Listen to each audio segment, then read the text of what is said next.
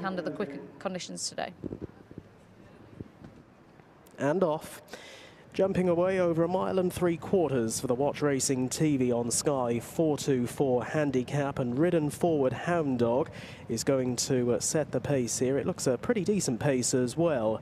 Hound Dog down past the stands for the first time, some 2 lengths in front over Believe It and You Can in second. 3 to 4 lengths away in third is the Crafty Mole, who looks like he'll appreciate the toe into the race as they swing left-handed out towards the far side of the track. Running in fourth up the inside is Little Venice, with out a bit wider on the track at Milshard, and then towards the rear end of the field at Scarbados and Rubio de Oro as they now make the journey going down the far side of the track and on towards the final 1.25 miles. Hound Dog ridden positively here by Jason Hart and towing them along by around about a length and a half to in second position Believe It and You Can. And then there's a further 3 to 4 length break back to the Crafty Mole, who was ahead of Believe It and You Can when they met at Wetherby last time. The Crafty Mole just about in third. Milshan up towards the outside has now taken fourth and races on in front of Little Venice, the white jacket, white face over towards the inside. And at the back end of the field, Scarbados and also Rubio de Oro as they move on towards the mile marker.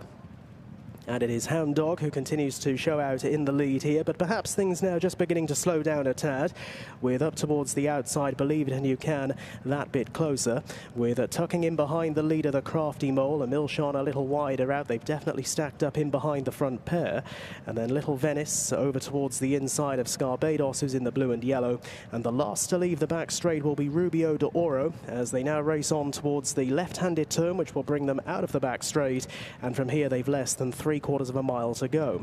It is Hound Dog in front, and again just being nudged along here for a little bit more, just trying to up the pace once again. From on the outside Believe It and You Can, who has the move covered at the moment, with back in third the Crafty Mole as they corner.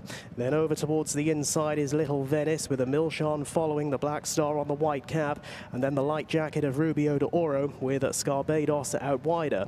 They're making the run down the home straight, and Hound Dog is now under siege from Believe It and You Can, who's travelled up strongly the red sleeves to perhaps nose to the front.